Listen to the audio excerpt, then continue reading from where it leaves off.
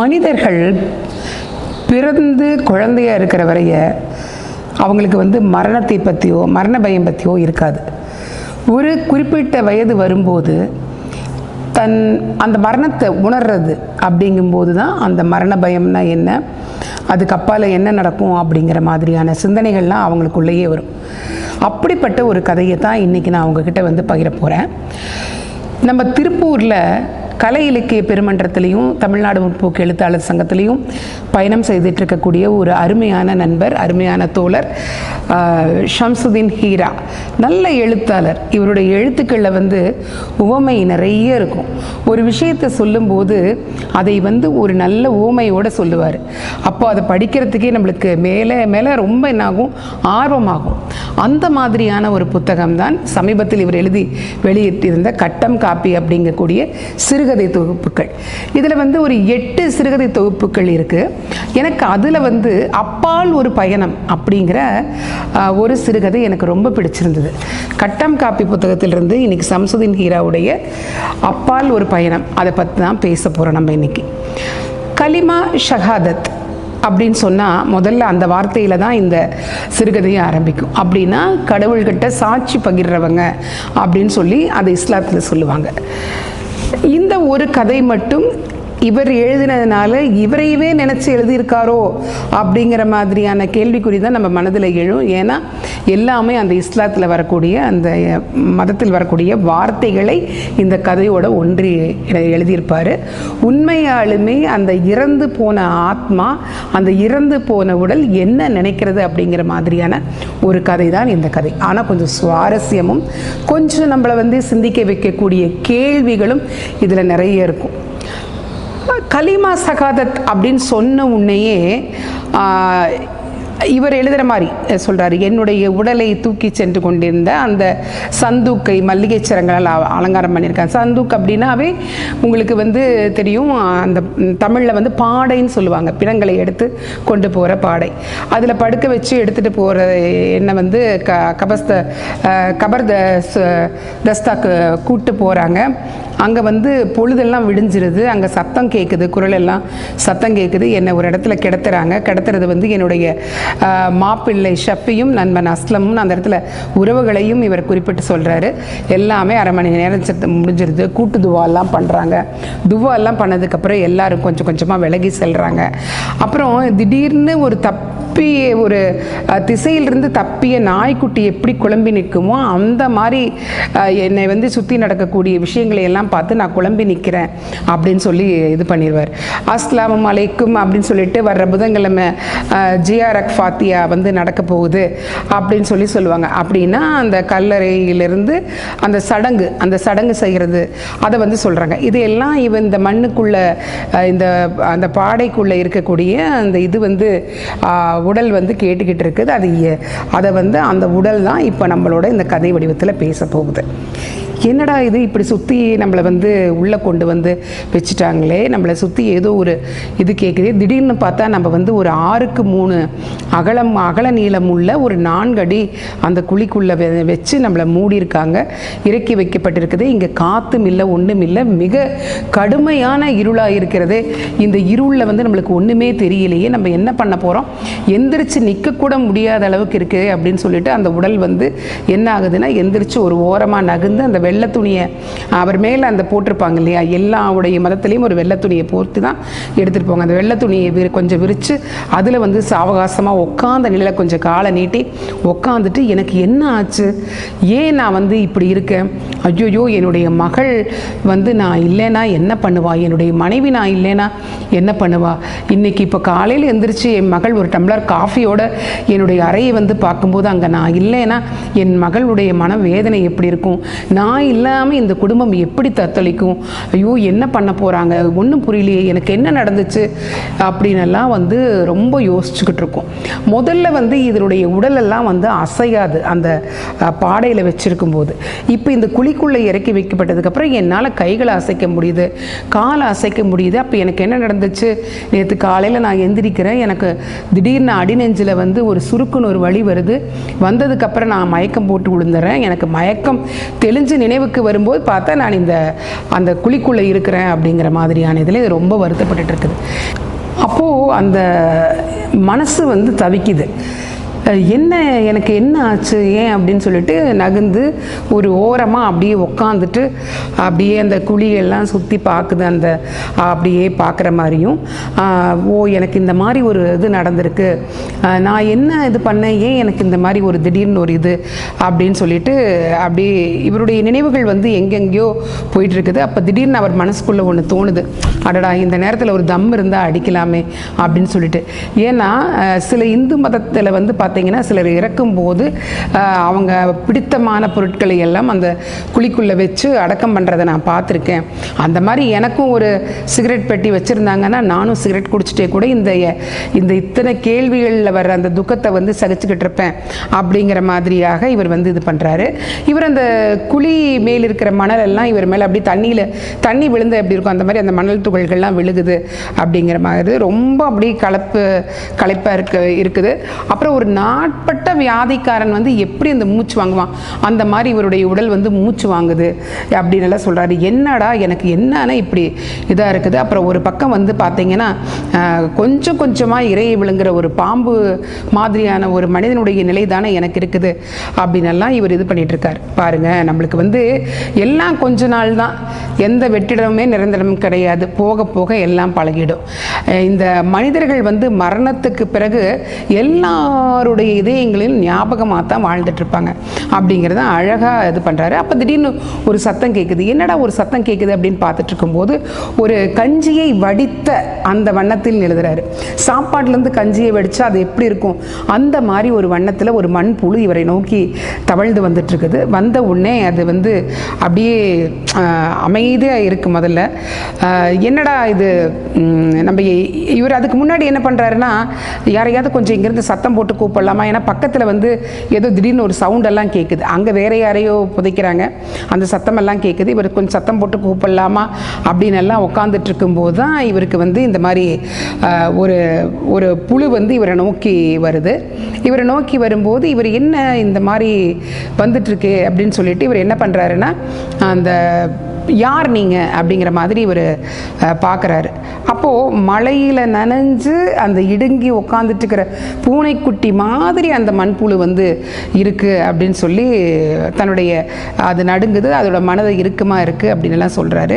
அப்புறம் வந்து பார்த்திங்கன்னா இப்போ யார் பேசுகிறீங்க அப்படிங்கிறது அப்போ வந்து அனா இசும் நூர் அப்படிங்கிறத உருது மொழியில் வந்து சொல்லுது, நான் வந்து நூர் அப்படின்னு வந்து சொல்லுது. இவருக்கு மொழி புரியாதனால கொஞ்சம் குழம்பி தான் உட்காந்துட்டு இருக்கிறாரு. அப்போது அந்த குரல் வந்து கொஞ்சம் தம்பூராவை மீட்டுற மாதிரி இருக்குங்கிறாரு. பாருங்களேன், அந்த சவக்குழிக்குள்ளே இருக்கும்போது கூட அந்த மனிதனுடைய எண்ணங்கள் வந்து எப்படி இருக்குங்கிறது ஒரு உவமையோட இவர் எழுதியிருக்கும்போது ரொம்ப சுவாரஸ்யமாக இதாகிடுது. இப்போ இந்த மண்ணை எல்லாம் துளைச்சிக்கிட்டு வர அந்த மண்புழுக்கு வந்து பார்த்தீங்கன்னா ஒரு பெண்ணினுடைய முக உருவம் இருக்குது.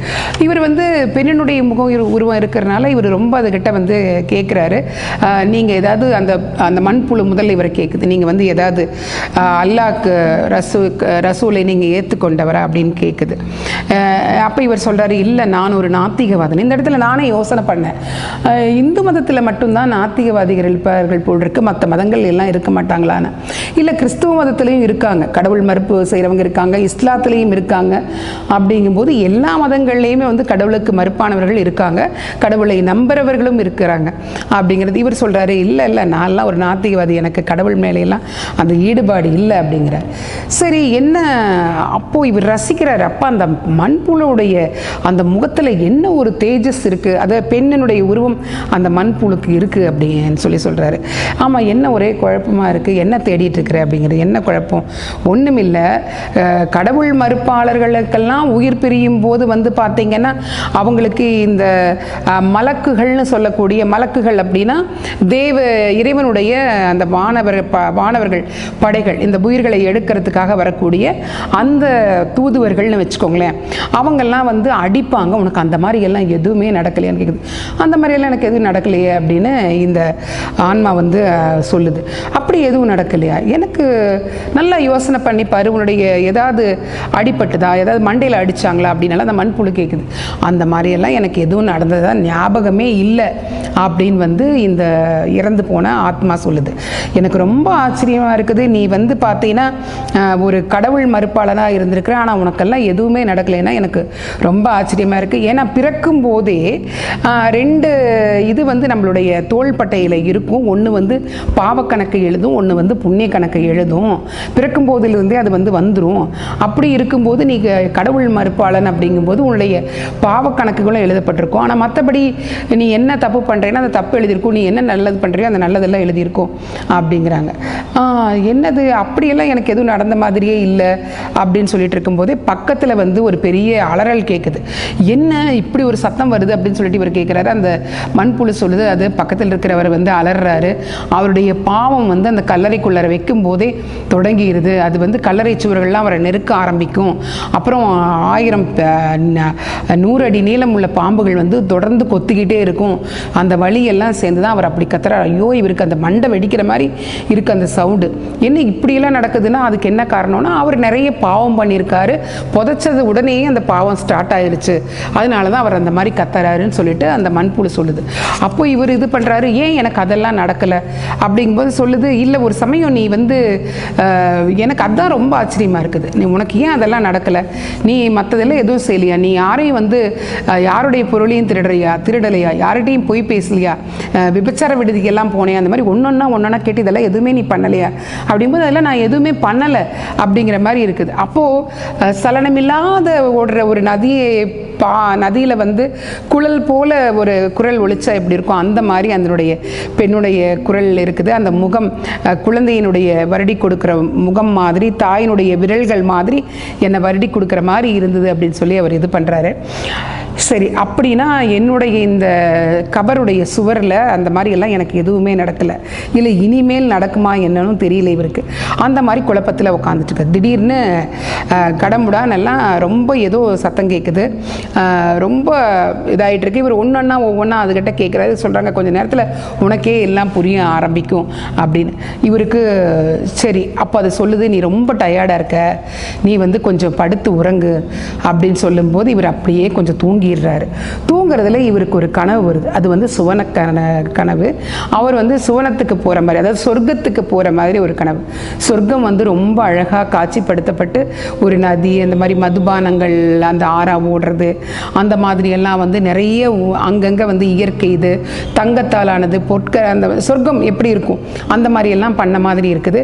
இவருக்கு அங்கே மது ஆறா ஓடிட்டு இருக்கும்போது பார்த்து ஒரு கட்டிங் போடலாமா அப்படிங்கிற ஒரு சிந்தனை கூட வர்றதா அவர் எழுதுறாரு. இருந்தாலும் ஒரு பெண்ணுடைய அன்புக்கு முன்னாடி இந்த மது வந்து தேவையே இல்லை அப்படின்னு சொல்றாரு. அது எவ்வளோ ஒரு புனிதமாக தூய்மையாக அதை இது பண்ணியிருப்பாங்க. பெண்ணினுடைய அன்பு நல்ல அன்பாக இருந்ததுன்னா எந்த ஆணும் வந்து ஒரு போதைப் பொருளுக்கோ இல்லை எதுக்குமே அடிமையாக வேண்டியதே இல்லை அப்படிங்கிறத இதில் அவர் வந்து பதிவு பண்ணியிருக்காரு. ரொம்ப நல்லா இருந்துச்சு இந்த வார்த்தை.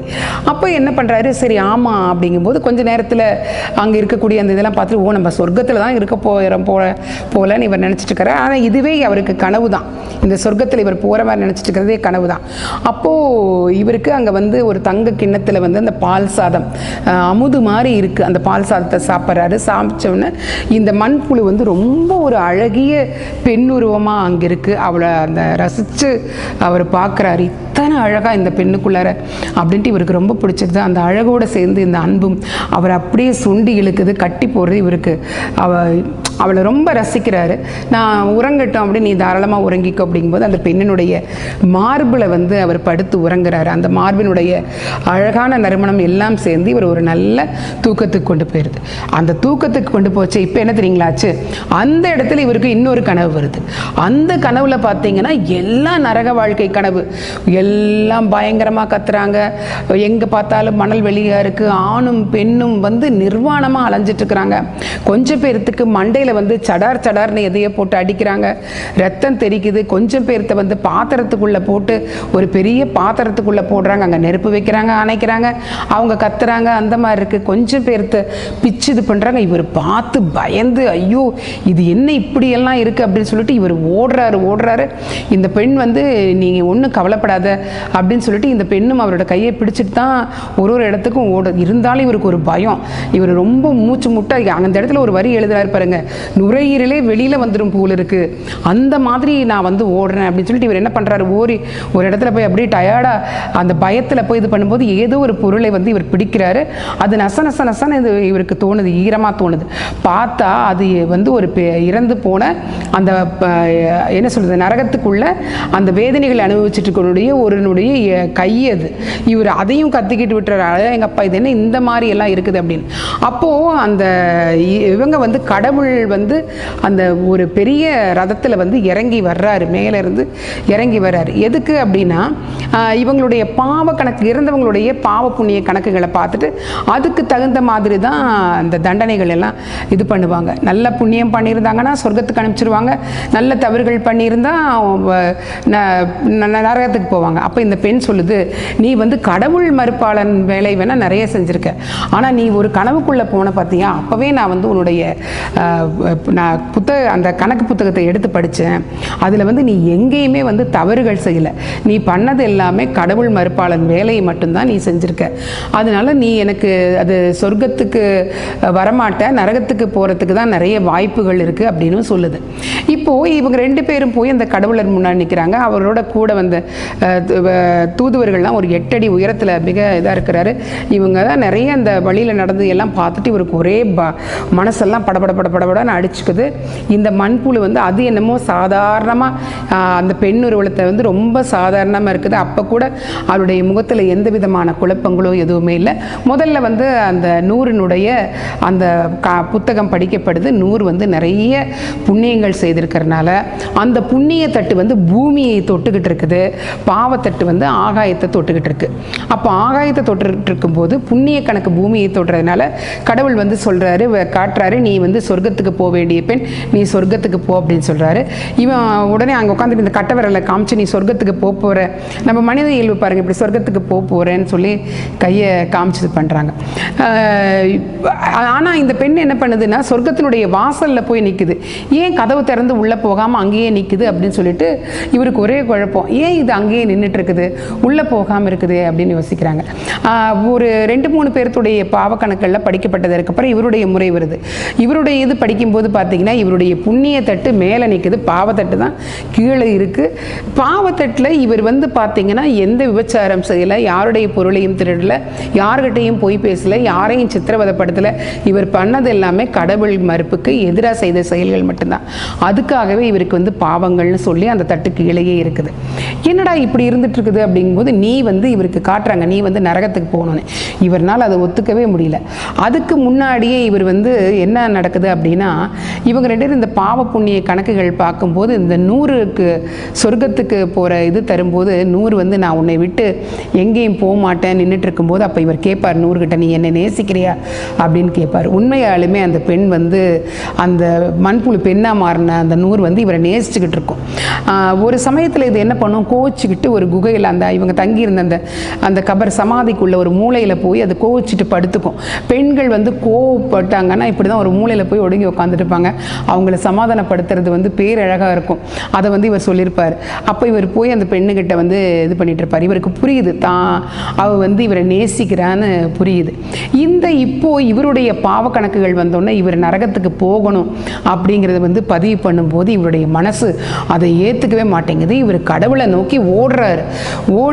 போய் இல்லை இது சரியில்லை, இது முறையான இதே கிடையாது, எனக்கு இதுக்கு ஒரு நல்ல முடிவு தெரியணுங்கிறாங்க. அப்போ 100 வந்து இவரோட சேர்ந்து அந்த முழங்கால் போட்டு இறைவன் முன்னாடி 2 பேர் மன்றாடுற மாதிரி எழுதியிருக்காங்க. அதாவது எனக்கு இது மாற்றி அமைச்சு கொடுங்க, நான் என்ன பாவம் பண்ண, கடவுள் மறுப்பு பண்ணால் அது தவறா அப்படிங்கும்போது அவங்க சொல்கிறாங்க, நீ கடவுள் மறுப்பு பண்ணியிருக்க, அது நரகத்துக்கு தான் உன்னை கொண்டு போய் விடும் அப்படிங்கிறாங்க.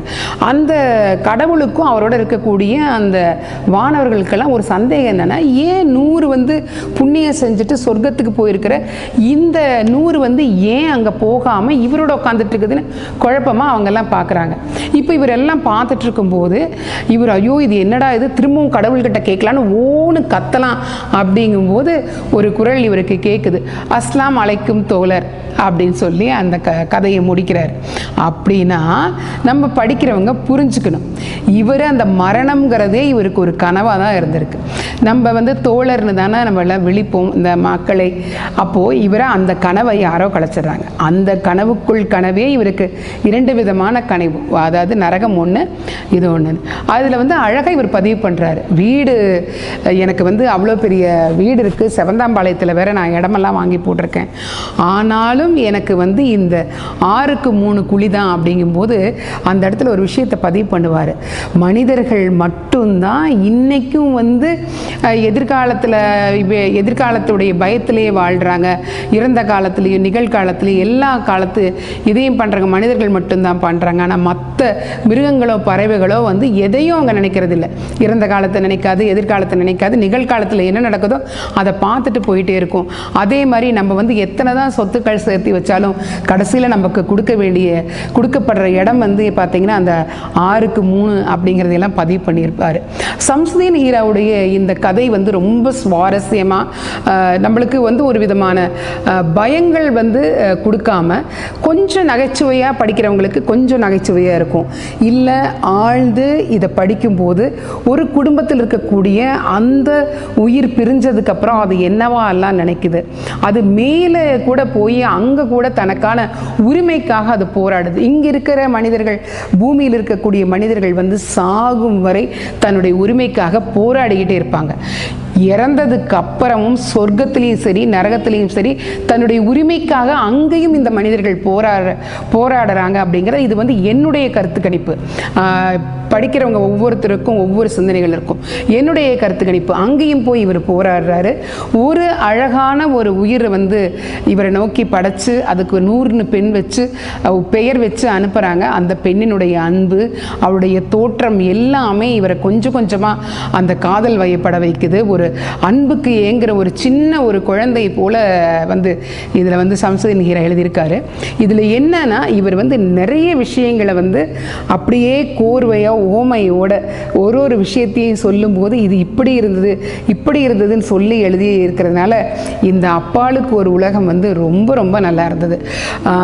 மரணத்துக்கு பின்னாடி என்ன நடக்கும் அப்படிங்கிறடைய கேள்வியில் அது கடைசியில் வந்து இவர் நரகத்துக்கு போகிறாரா இல்லை சொர்க்கத்துக்கு போகிறாருன்னா எல்லாமே அது ஒரு கனவு தான் அப்படிங்கிற மாதிரி முடிச்சிருக்கிற இவருடைய புத்திசாலித்தனமும் வந்து நம்மளுக்கு புரியுது. நிகழ்காலத்தில் நம்ம வந்து நல்ல மனிதர்களாக வாழ்ந்துட்டோம் அப்படின்னா சொர்க்கத்துக்கு போவோமா நரகத்துக்கு போவோமாங்கிற கேள்வி கூட நம்மளுக்கு தேவையில்லை அப்படிங்கிறது இந்த கதை வந்து எனக்கு புரிய வச்சுது.